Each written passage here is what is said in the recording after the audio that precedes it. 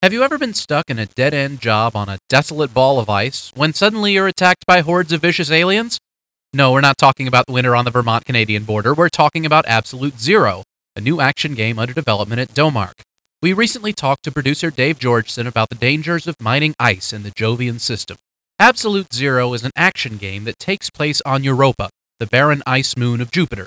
It concentrates on the battles between human miners and a destructive alien presence. The actual gameplay itself, if you want to boil it all the way down to a stereotype, is a sim shooter. It is basically what you're doing. You fly and drive and man turrets.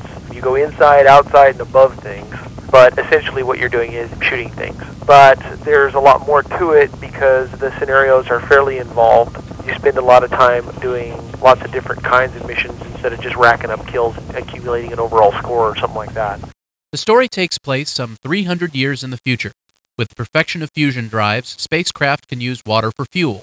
For the past 150 years, a human mining colony has been at work on Europa, turning the moon into a refueling depot. Suddenly, a mining city is destroyed by aliens, but all is not what it seems. But unbeknownst to the colony, a long time ago, there were aliens that had been fleeing an unknown menace that hid, burrowed to the center of Europa and went into suspended animation trying to get away from that. Well, the reason for that doesn't come out clearly until towards the end of the game.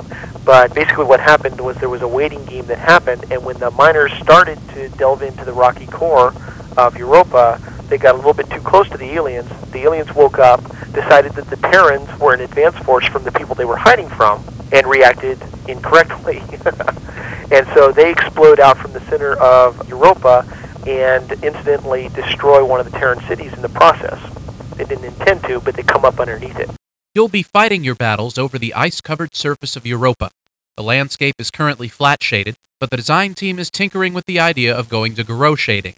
Europa may not be the prettiest place you've played in, but it will be accurate. The Europa terrain that we fly over, not that it's critical to the gameplay or anything like that, but it really is Europa. We scanned in a NASA photograph and went for it that way. We exaggerated the terrain a little bit because Europa is kind of a cue ball. But the terrain is varied. You have a lot of canyon stuff to fly through. Absolute Zero is not going to be a one-man-against-the-universe game. At last report, Bruce Willis is not stationed on the mining colony. Instead of assigning the player one character, the fictional person under your control changes from mission to mission. There's also 7 different characters that you play throughout the story. And the reason why I consider that a good thing is that a lot of times, I played a lot of games that I had a lot of fun at, where you're the solitary guy trying to save the universe. But on the other hand, I've read a lot of books, like say Hunt for Red October or something like that, where one of the reasons why the story is so gripping is because it feels real. You get a real world experience because from chapter to chapter you skip around from character to character and you go to where all the most important stuff in the whole world is happening. And that's what we do with the game too. So you skip around from the characters, from character to character, and then towards the end of the storylines, the characters begin to interact and dovetail the plot lines together, and you get a big climax at the end.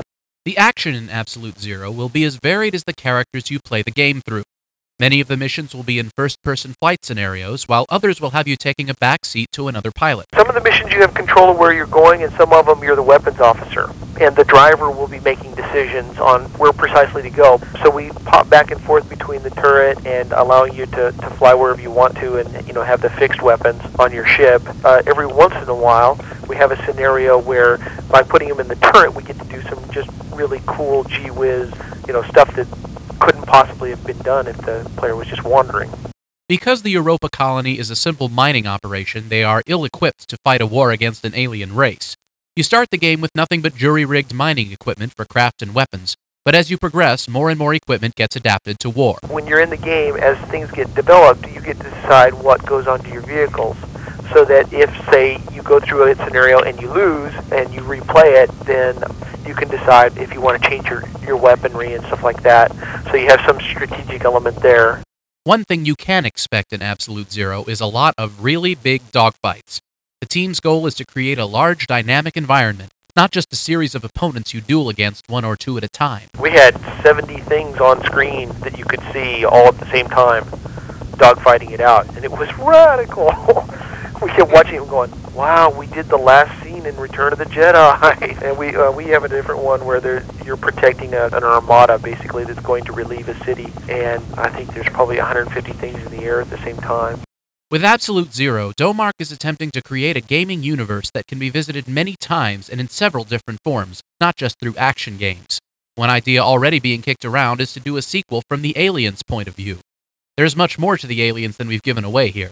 For those details, play Absolute Zero when it arrives at store shelves, which should be sometime this summer.